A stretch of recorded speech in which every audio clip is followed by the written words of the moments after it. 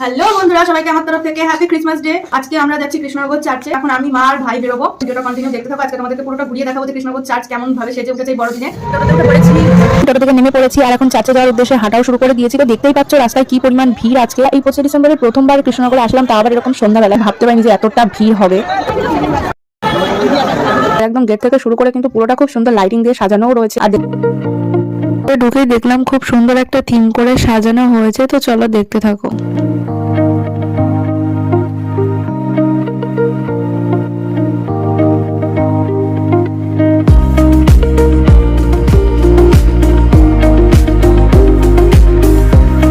লোকে লোকারণ্য।